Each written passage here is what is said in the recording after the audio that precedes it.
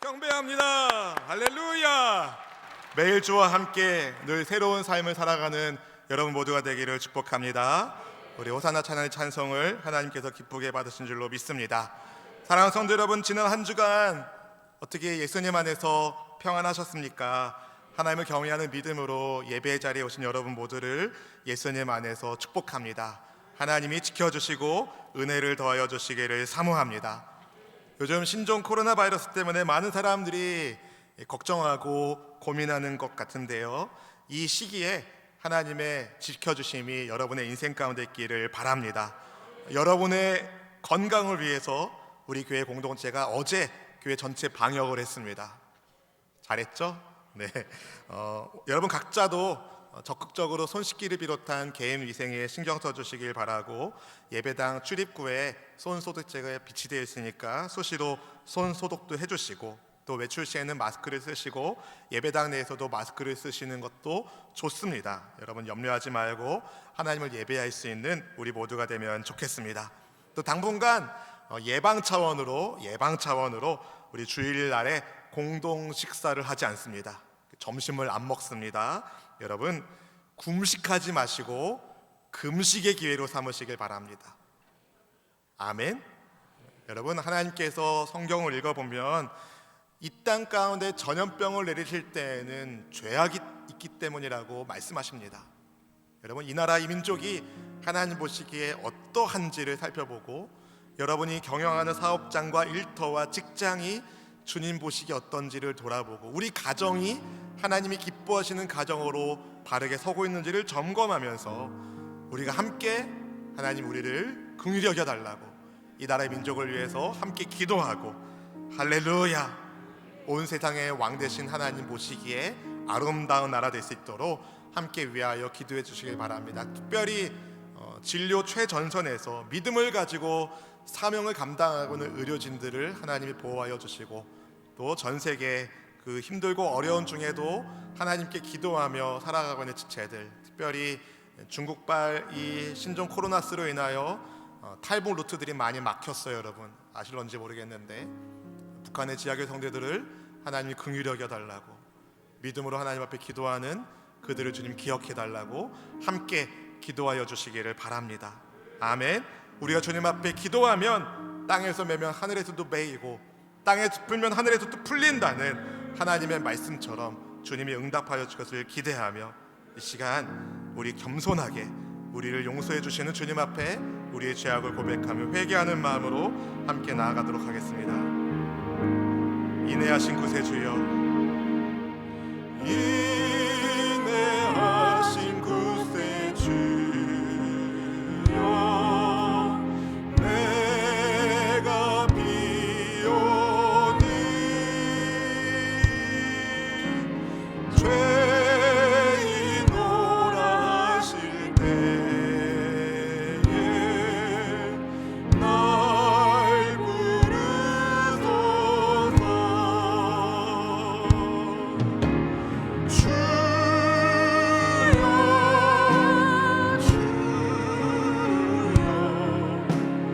내가 비오니 죄인 오라 하실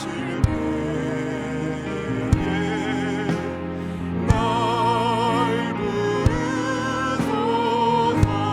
자비하신 보좌 앞에, 자비하신 보좌 앞에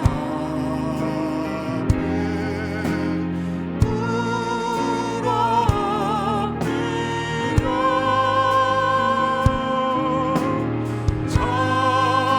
자복하고 회개하니 믿음 주. 우리 답절 고백하겠습니다. 주의 공로 의지하여 주께 갑니다. 주의 공로 의지하여 주께 가오니 선한 마음을 고치시고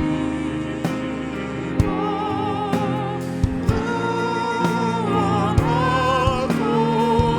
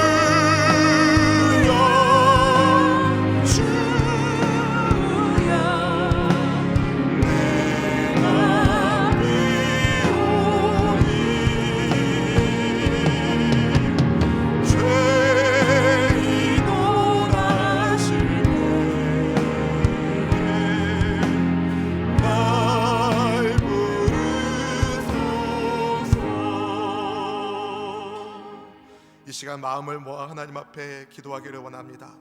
회개하라, 천국이 가까웠느니라. 이 땅의 민족을 긍휼히 여겨 주시옵소서. 하나님을 대적하는 모든 우상의 세력들을 무너뜨려 주시고, 하나님의 영광을 가려우는 모든 세속적인 가치관들을 꺾어 주시고, 오직 영광의 하나님께서 영광 받으시는 이 나라 이 민족 되게 하여 주옵소서. 하나님께 구별되어 부름받은 주의 백성들이 이 자리에서 주님을 예배할 때에 모두 구경꾼 되지 아니하고 하나님을 경외하며 하나님을 만나는 진실한 예배자 되기를 원합니다. 우리의 몸을 받으소서, 우리의 마음을 받으소서. 우리 함께 주님 앞에 결단하며 주여 세 번 부르짖고 기도하겠습니다. 주여, 주여, 주여. 하나님 아버지, 이 나라 이 민족을 긍휼히 여겨주시옵소서. 이 땅의 교회들을 깨워주시옵소서. 하나님을 향한 마음을 잃어버리지 않게 하여 주시고, 하나님 겸손함으로 겸비함으로 하나님의 통치 가운데 나라가 있도록 도와주시고 인도하여 주시옵소서. 하나님 우리의 마음같이 길가 되지 않길 원합니다. 바위 틈 되지 않길 원합니다. 하나님 가시밭길 되지 않길 원합니다. 하나님의 말씀이 심겨지는 100배, 60배, 30배로 열매를 맺는 좋은 땅이 되기를 원합니다. 하나님 성령 하나님 우리 가운데 저정하여 주시옵시고, 성령 하나님 우리를 인도하여 주시옵소서. 이 나라의 민족을 하나님의 특하신 손으로 붙잡아 주시고 인도하여 주시길 원합니다. 북한의 지하교회 성도들을 지켜주시옵소서. 탈북인들을 지켜주시옵소서. 주님의 보호하심 가운데 인도하여 주옵소서. 또한 땅 가운데 기도하며 믿음으로 하나님의 은혜를 구하는 주의 백성들을 기억하여 주시고, 소돔과 고모라 성 같은 이 세상을 하나님이 불쌍히 여겨주셔서 구원받은 우리 모든 지체들이 믿음의 길, 의의 길을 걸어감으로 인하여 하나님이 지켜주시는 이 민족 되게 하여 주시옵소서. 그리스도 우리 구주 예수님의 이름으로 기도하옵나이다. 하나님, 이 땅의 구석구석을 예수님의 보혈로 덮어주시기를 원합니다. 이 시간 주를 경외하는 믿음으로 하나님 앞에 나온 자녀들을 하나님의 선하신 손으로 잡아주시고, 예수님의 보혈의 피로 정결함을 회복하게 하시고, 죄는 모양이라도 버리고 의의 갑옷을 입고 하나님 나라 백성답게 살아갈 수 있도록 주님 임재하여 주옵소서. 하나님의 부름 앞에 예배자로 왔사오니 예배하는 신령마다 신령과 진정으로 예배하게 하여 주시옵시고, 겸손하게 주의 말씀을 청종하게 하여 주시옵소서. 주님, 이 부족한 종이 감히 영광의 말씀을 들고 여기에 섰사오니 보혈의 피로 덮어주시옵시고, 오직 살아있고 운동력 있는 하나님의 말씀만이 증거될 수 있도록 하나님 역사하여 주시옵소서. 특별히 북한의 지하교회 성도들을 기억하여 주시고, 우한에 있는 선교사들을 기억하여 주시고, 하나님의 특별하신 보호 가운데 지켜 주시옵소서. 이 땅 열방이 하나님을 맞이할 준비를 하게 하여 주시고, 하나님께 영광되는 우리의 예배되기를 간절히 사모하오며, 성령 하나님 높임받아 주시옵소서. 그리스도 예수님의 이름으로 간절히 기도하옵나이다. 아멘, 아멘. 지선아 사랑해라는 책을 여러분 많이 들어보셨을 겁니다. 이 책과 강연으로 널리 알려진 이지선 자매는 2000년 7월 30일 음주 운전자가 낸 7중 추돌 사고 현장에서 차가 폭발하는 사고를 만납니다. 화염 속에서 정신을 잃은 그녀를 그녀의 오빠가 건져냈는데 전신 55%의 3도 화상을 입었고 40번이 넘는 대수술과 재활치료를 받게 되었습니다. 삶이 송두리째 뒤바뀌는 고난을 겪게 된 것입니다. 이지선 자매는 생명을 포기하고 싶은 순간이 여러 차례 있었다라고 말합니다. 그렇지만 어떤 목사님의 기도를 통하여 하나님의 음성을 듣게 되었는데, 사랑하는 딸아, 예수님께서 과연 내가 겪고 있는 이 고통과 아픔을 아실 수 있을까? 이해는 하실까라는 질문을 했을 때, 어느 날 고난 주간에 예수님의 십자가를 묵상하다가 주님께서 그 자매에게 너가 느꼈던 살의 찢김과 찔림과 수치와 부끄러움과 그 공포와 두려움이 무엇인지 내가 안다라는 예수님의 마음을 느끼게 하심으로, 예수님의 말씀을 들려주심으로 그동안의 고통과 눈물이 닦여지는 주님의 사랑과 위로를 체험할 수 있게 되었다라고 간증하는 것을 보았습니다. 여러분, 이지선 자매만큼은 아니더라도 우리에게도 물음표였던 인생이 느낌표가 되는 그런 순간이 있었습니다. 예수님을 만난 날, 예수님을 우리의 주님으로 영접한 날이겠죠. 베드로에게도 그런 날이 있었습니다. 그런데 그날은 어쩌면 베드로의 어부 인생에서 가장 기분 나쁜 날이 될 뻔한, 한 마리의 물고기도 잡지 못한 아주 피곤한 날이었습니다. 배를 정박하고 그물을 싣고 있었습니다. 다음 날 그물질을 위하여 그물을 정리하고 있었던 것이죠. 그런데 어디에선가 웅성웅성웅성 소리가 들립니다. 많은 사람들이 게네사렛, 갈릴리의 또 다른 이름이죠, 게네사렛 호숫가에 몰려왔습니다. 무슨 일인지 살펴보니까 예수님께서 오셨다는, 많은 병자들을 고치고 귀신을 내쫓고 은혜의 말씀을 가르쳐 주신다는 소문의 예수님과 그분을 따라온 무리들이었습니다. 예수님께서 호숫가에 두 척의 배가 있는 것을 보셨고 그 중에 시몬의 배에 오르셔서 사람들에게 말씀을 가르치십니다. 본문의 3절 말씀을 같이 읽어보실까요?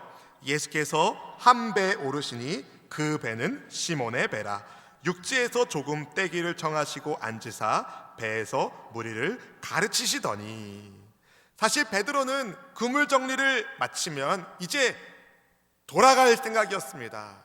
몸이 피곤했을 테니까. 그래서 아침을 먹고 쉬든지 할 참이었는데 예수님께서 베드로에게 배를 좀 띄워달라 부탁하신 거예요. 베드로는 거절할 수도 있었지만 예수님이 자기 배를 사용할 수 있도록 내어드립니다. 그렇게 해서 주님께서 시몬의 배에서 말씀을 가르치셨습니다. 베드로가 그 말씀에 감동을 받았을 겁니다. 그런데 말씀 사역을 마치신 예수님이 베드로에게 말씀하시는 거예요. 깊은 데로 가서 그물을 내려 고기를 잡으라. 본문의 4절 말씀을 같이 읽어보실까요? 말씀을 마치시고 시몬에게 이르시되 깊은 데로 가서 그물을 내려 고기를 잡으라. 여러분, 말씀에 감동받는 것은 감동받는 거지만 깊은 데로 가서 그물을 던지라는 예수님의 말씀은 선뜻 따르기 어려운 말씀이었습니다. 어쩌면 베드로에게 자존심 상하는 말일 수도 있습니다. 왜냐하면 물고기 잡는 일에 고수인, 전문인 어부에게 목수 출신인 예수님께서 훈수 두는 것 같았기 때문입니다. 자존심이 상할 일인 거죠. 특히 어부, 얼마나 거친 인생을 살아왔겠습니까? 보통 남자들은 모르는 길을 가도 잘 안 물어봐요. 요즘에야 내비게이션으로 찍어가지고 왼쪽으로 가면 왼쪽으로 가고 그러지만 내비게이션 없을 때는 아마 여러분 그런 경험 있지 않으십니까? 남편이랑 어디 가는데 처음 가는 길인데 자꾸 헤매는 거예요. 그래서 옆에 사람한테 좀 물어봐 그러는데 그냥 가는 거죠. 왜 그래요? 자존심 때문에 그런 거거든요. 여러분, 베드로가 자존심이 없었겠습니까? 게다가 갈릴리 어부의 경험에 비추어 볼 때에 해가 뜬 다음에 깊은 데로 가서 그물을 내리라는 말씀은 상식과는 좀 거리가 먼 말씀이었습니다. 하지만 베드로는 결정을 내려야 됐습니다. 예수님 말씀에 따를 것인가, 납득되지 않아도 따를 것인가, 아니면 야 예수님 밤새 해봤어요, 안 돼요, 오늘은 날이 아니에요, 오늘은 여기까지 하시고 이제 내려가시고 저도 이제 그만 귀가하겠습니다, 이렇게 말할 수 있는 상황이었습니다. 그러나 예수님을 적어도 선생님으로는 존경했던 베드로가 예수님께 이런 말씀을 드리고 순종하는데요. 본문의 5절 말씀 같이 읽어보실까요? 시몬이 대답하여 이르되 선생님, 우리들이 밤이 새도록 수고하였으되 잡은 것이 없지만은 말씀에 의지하여 내가 그물을 내리리이다 하고. 여러분, 밤이 새도록 수고했지만 잡은 것이 없습니다. 만선전도는 아니더라도 입에 풀칠할 만큼의 물고기는 좀 잡아주어야 되는데 잡은 것이 하나도 없었습니다. 그러니 얼마나 절망하고 낙심했겠습니까? 그러니 주님, 깊은 데 가서 그물을 내린 듯 별 소용 없을 겁니다, 이렇게 말할 수도 있지만 베드로는 그렇게 하지 않습니다. 잡을 것이 없습니다. 하지만 말씀에 의지하여 제가 그물을 내려보겠습니다, 이렇게 말씀을 드리고 따라갑니다. 일이 어떻게 될지는 잘 모릅니다. 만약에 베드로가 적극적으로 예수님 말씀에 순종한 사람이었다면 예수님께서 깊은 데로 가서 그물을 내려 고기를 잡으라면 예 주님하고 갔을 거예요. 근데 왜 앞에 이렇게 설명합니까? 선생님, 우리들이 밤이 새도록 수고했는데 잡은 것이 없습니다. 베드로 지금 긴가민가한 상황인 겁니다. 그래도 예수님이 하신 말씀이 있으니까 어쨌든 말씀에 의지하여 그물을 한번 내려보겠습니다 하고 배를 움직입니다. 갈릴리 호수 깊은 곳으로 배를 옮기고, 그리고 정리해 놓았던, 이제 가기만 하면 되는데, 집에 가기만 하면 되는데 정리해 놓았던 그물을 다시 던집니다. 그랬더니 어떻게 됩니까? 엄청나게 많은 물고기가 잡힙니다. 본문의 6절 말씀 같이 읽어보실까요? 그렇게 하니 고기를 잡은 것이 심히 많아 그물이 찢어지는지라. 아멘. 만약에 베드로가 그물을 정리하지 않았으면 어떻게 됐을까요? 그물 안에 들어온 물고기들이 어마어마하게 많아서 그물이 찢어질 정도였습니다. 서둘러 다른 배에 있는 친구들을 불러서 도와달라고 요청했고, 동료들이 그물을 끌어올리는 것을 같이 해주니까 배 하나로는 부족해서 배 두 척이 잠길 정도의 많은 물고기를 잡을 수가 있었습니다. 그런데 이렇게 많은 물고기를 잡은 베드로가 어떻게 반응합니까? 대박 났다가 아니라 예수님 앞에 엎드립니다. 그리고 자기가 죄인이라고 말합니다. 본문의 8절 말씀 같이 읽어보실까요? 시몬 베드로가 이를 보고 예수의 무릎 아래 엎드려 이르되 주여 나를 떠나소서 나는 죄인이로소이다 하니.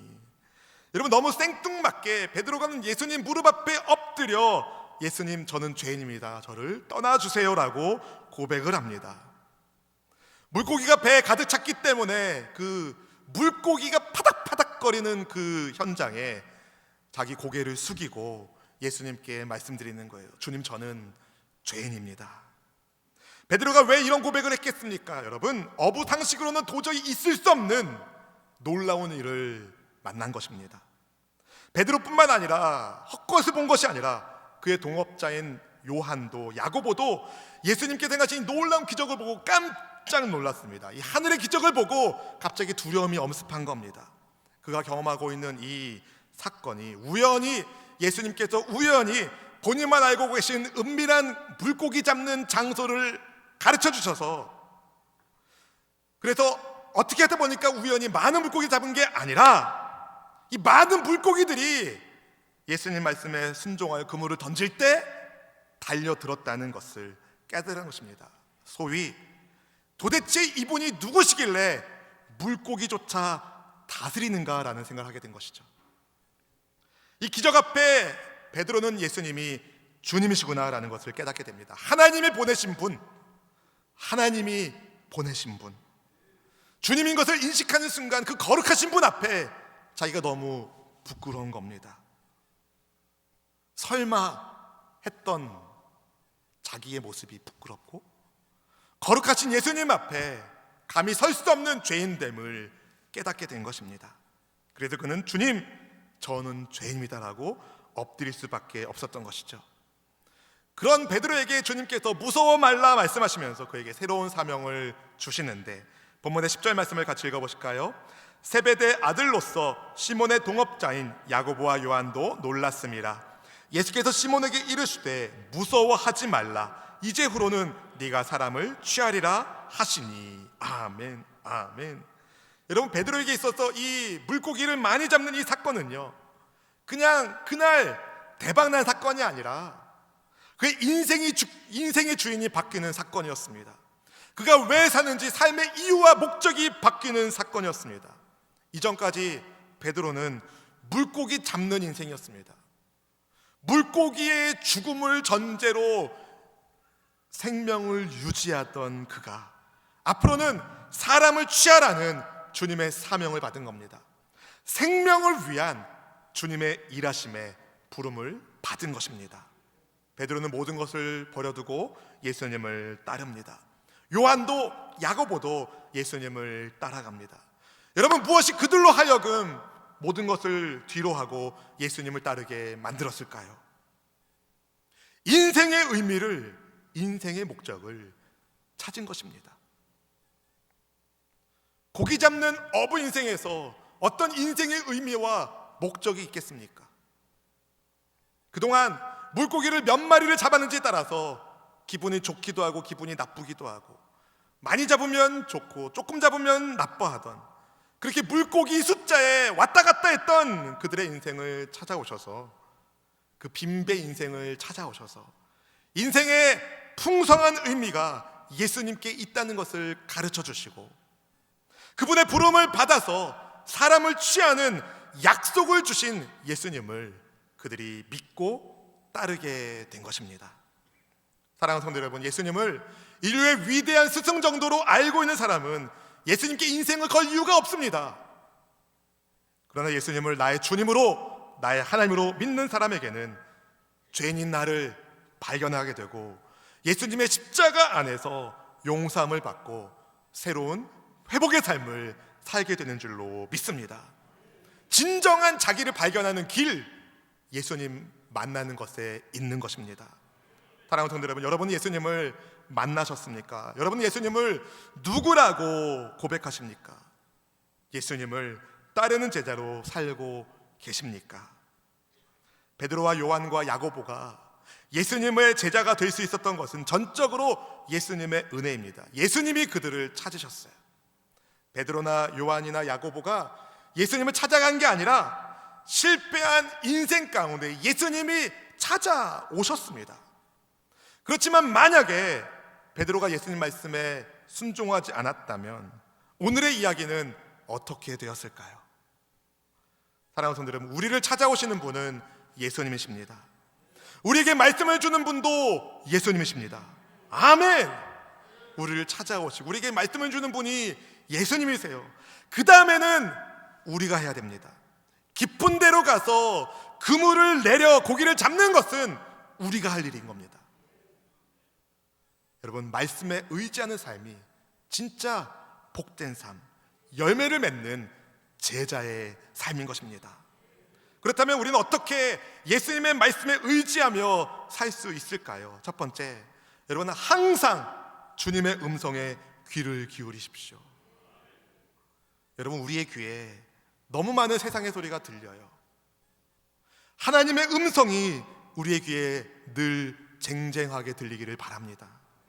한번 이런 생각을 해보게 되었습니다. 만약에 베드로가 밤새 그물을 던졌는데 물고기가 어느 정도 좀 잡혔다.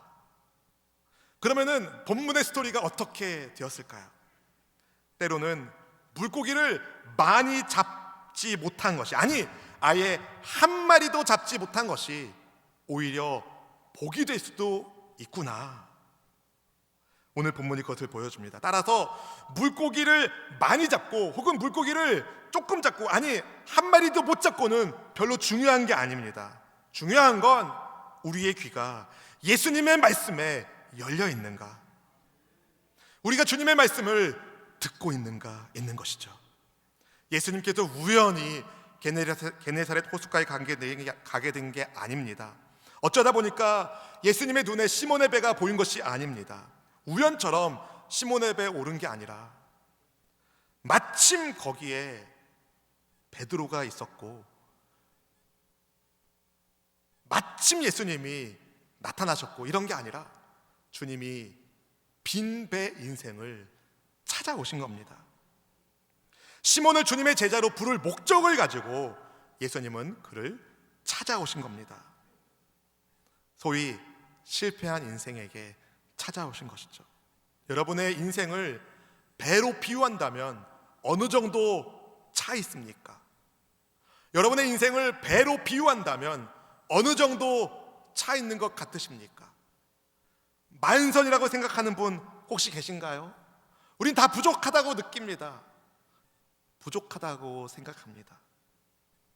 내 힘과 내 방법으로는 아무리 애를 써도 아무것도 얻은 것이 없는 인생이 어쩌면 우리의 인생을 보여주는 그림자 같기도 합니다. 그런데 여러분, 예수님이 찾아오시고 말씀을 주셨습니다. 밤샘 고기잡이에 실패하고 다음 일정을 위하여 그물을 씻고 있는 시몬에게 예수님이 말씀을 건네셨습니다. 배를 좀 빌려달라. 아, 예수님, 좀 상황을 보고 좀 얘기하시죠. 지금 배 빌려줄 만한 그런 상황이 아니지 않습니까? 이러지 않았어요. 예수님의 말씀을 들었습니다. 그리고 시몬의 배에서 말씀을 전하시는 예수님의 음성을 들었습니다. 피곤한 눈으로 주님을 보고 있는 베드로에게 주님이 깊은 곳에 가서 그물을 내려 고기를 잡으라 말씀하실 때 베드로는 그 음성을 들었습니다. 얼른 정리하고 집에 가서 쉬고 싶었지만, 피곤해서 가고 싶지 않았지만 예수님의 말씀을 들었습니다. 그리고 순종합니다. 배를 깊은 곳으로 옮기고 그물을 내리고입니다. 그러자 많은 물고기를 잡았습니다. 진짜 잡은 거는요, 자기 인생의 의미를 잡은 것이었습니다. 그에게 말씀을 주신 예수님이 그리스도시구나. 내게 말씀을 주신 예수님이 하나님이 보내신 메시아구나. 여러분, 베드로의 인생에 있어서 터닝 포인트는 고기가 많이 잡혀서 대박난 것이 아니라 모든 상황을 다스릴 수 있는 전능하신 예수님을 만난 것이고, 그분의 부름을 받아 제자가 된 것입니다. 사랑하는 성도 여러분, 베드로만 아니라 예수님은 여러분을 찾아오셨습니다. 여러분이 여러분의 발로 여기 오셨지만 하나님께서 여러분을 부르셨기 때문에 여러분이 여기에서 예배하는 예배자로 있는 것입니다. 예수님이 여러분을 찾아오셨어요. 여러분을 예수님의 제자로 부르셨습니다. 우리가 주님의 제자라면 우리는 스승님의 말씀에 귀를 기울여야 됩니다. 주님은 지금도 우리에게 말씀하십니다. 성경을 통해서 말씀하십니다. 기도 가운데 말씀하십니다. 주님의 말씀에 순종하는 우리 모두가 되기를 주의 이름으로 축원드립니다. 두 번째로, 예수님의 말씀에 의지하려면 자존심이나 교만함 같은 버려야 할 것은 버려야 됩니다. 버려야 될 것은 버려야 됩니다. 여러분, 아무리 열심히 해도 안 되는 상황에서 베드로는 항상 자기가 움직였던 배를 예수님을 위하여 쓰고 또 예수님 말씀에 의지하여 순종하여 갔습니다. 보통 갈릴리에서는 야간 고기잡이가 성행했습니다. 왜냐하면 물고기들이 야간에 적극적으로 활동했기 때문에, 수면 가까이 올라왔기 때문에 야간에 그물을 던지면 쉽게 물고기를 잡을 수 있었습니다. 해가 높이 뜰수록 물고기들은 점점 더 깊은 곳에 내려갔고, 또 이 갈릴리 호수는 물이 깨끗한 호수이기 때문에 헬몬산에서 녹은 물들이 내려와서 그 호수를 이루고 있기 때문에 그물의 그림자가 보여도 물고기가 도망가니까 해가 높이 뜬 날에는 고기 잡는 것이 쉽지 않았습니다. 그러니까 깊은 곳에 가서 그물 내리라는 예수님의 말씀은 베드로의 원래 생각과는 다른 말씀이었던 것입니다.